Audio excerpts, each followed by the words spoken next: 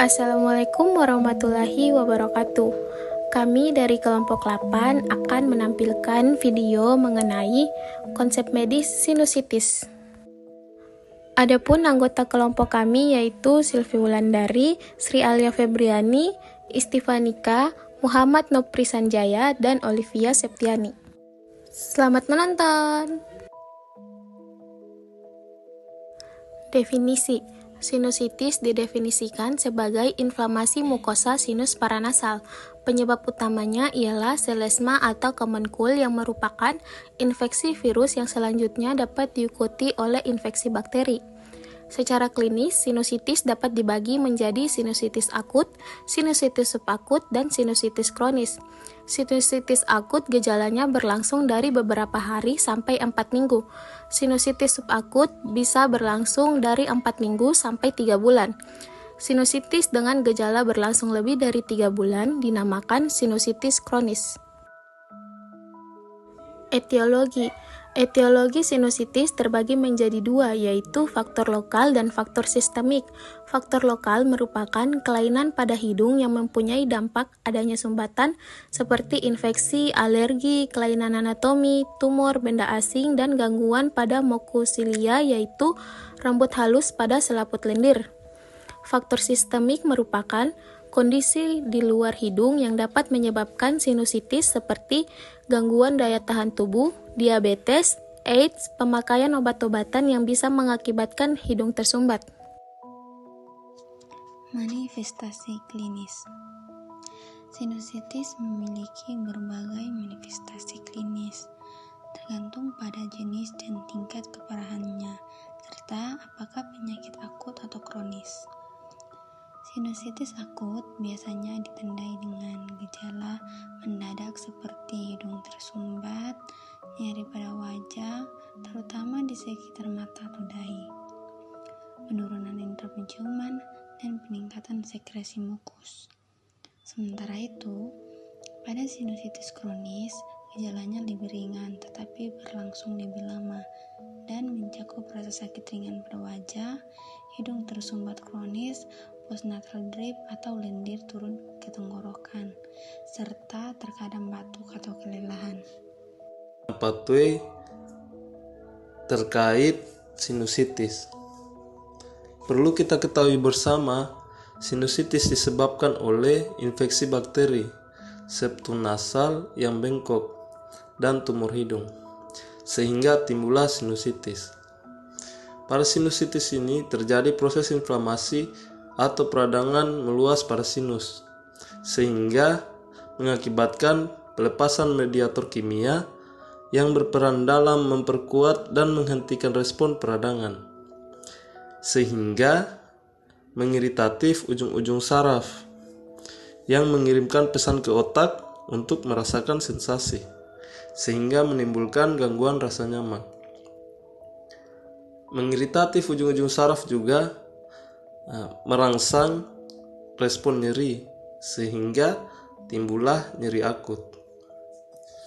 Pada peradangan meluas pada sinus, terjadi produksi sputum meningkat, sehingga menimbulkan sputum kental, purulen, kadang juga berbau, sehingga terjadi obstruksi atau penyumbatan jalan nafas, sehingga timbullah diagnosa bersihan jalan nafas tidak efektif. Patofisiologi. Sinus paranasal terbentuk sebagai evaginasi membran mukosa meatus nasalis. Lapisan mukosa sinus paranasal sama dengan lapisan mukosa hidung. 3 faktor utama berperan pada fisiologi sinus paranasal adalah ostium yang terbuka, silia yang berfungsi efektif, dan pengeluaran sekret yang normal. Retensi sekret dalam sinus paranasal dapat diakibatkan oleh obstruksi ostium, penurunan jumlah atau fungsi silia, atau produksi yang berlebihan, atau berubahnya visikositas sekret diikuti dengan infeksi sekunder sehingga terjadi peradangan mukosa sinus paranasal. Variasi faktor lokal, regional, atau sistemik bisa menimbulkan obstruksi kompleks osteomiatal. Faktor lokal dan regional meliputi deviasi septum, polip nasal, variasi anatomis seperti atresia coana atau konkabulosa. Benda asing, edema yang berhubungan dengan peradangan virus, bakteri, alergi, maupun radang selaput hidung non-alergi. Faktor sistemik seperti sindrom diskinesia silia, cystic fibrosis, dan defisiensi imunologis. Faktor paling sering yang menyebabkan terjadinya sinusitis adalah ISPA yang disebabkan oleh virus. Tapi, mekanisme terjadinya sinusitis yang disebabkan oleh virus masih belum jelas. Namun, diperkirakan respon peradangan terhadap virus menyebabkan tertutupnya sinus.